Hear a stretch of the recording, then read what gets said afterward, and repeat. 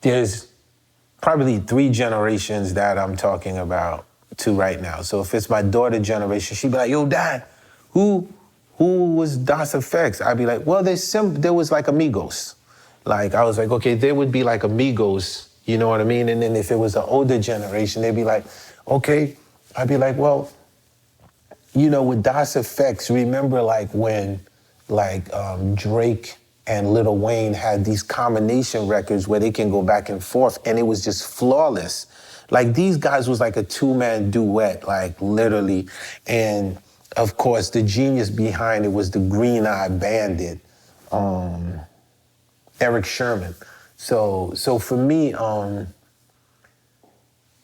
chance to open up for these guys was amazing, right? So we would come out and bring our instruments. So the show that I remember was Germany. So in Germany, at that time, hip hop was not exploding the way you see it's exploding now, but the promoters knew it was dope. So they literally would rent out a warehouse, and they would pack kids in a warehouse, bring the German artists, you know, that's doing hip hop, and us, you know what I'm saying? So we get together and we do our thing. So I'll never forget, we was leaving, and keep in mind, it's the early days in Germany, like when we was just getting started. So underground hip hop was just starting to be a movement. And I'll never forget, we got out and they put at the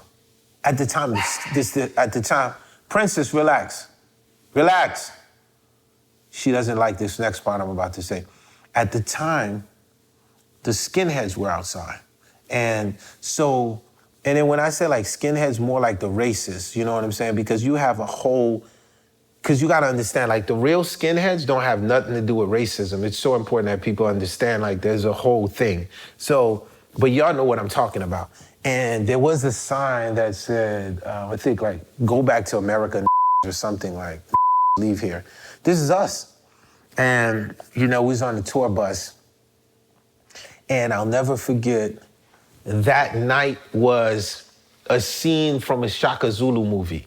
So literally we on the tour bus, and I hear about my man is having problems outside with one of the skinheads because we are in the middle of the snow. Anybody that you ask this story, I was still in my underwears.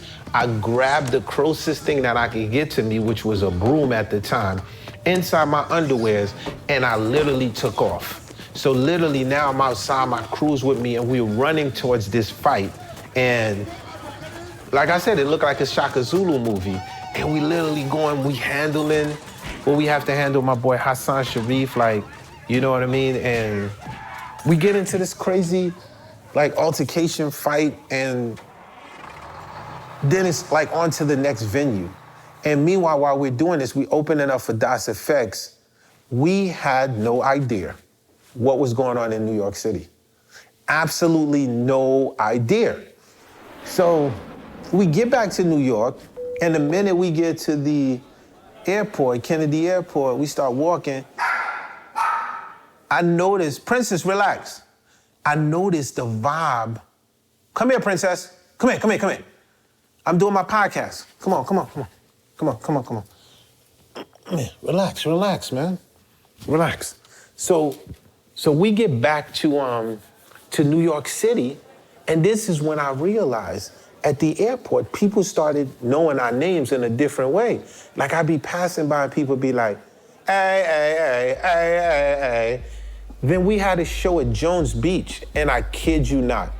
So the most amazing thing was we ain't even know. Like, we was like, damn, we gotta figure out a joint, like we gotta get something popping. And we literally hit that stage in Jones Beach. That day, moving forward, changed our entire life. Because I would say the best thing is when you don't know it's coming and you actually shocked. So I'm like, we're gonna go out there and we're gonna kill it the way we normally do, but no one's gonna know the material. And I start up, yo, Mona Lisa, can I end the whole Jones Beach? A Chiba, y'all. Well, I'm a Libra, y'all. So for me, there would not have been confidence in saying, okay, now it's time to settle the score if we didn't come from this whole idea of nappy heads. So of course we celebrate the score and we will continue to celebrate it. But I always now, as we move forward, when y'all like, yo, when's there gonna be another score? I want you to start it off by saying, but that nappy heads record was what set it off. So when's there gonna be another score? Let's get into it, run that back.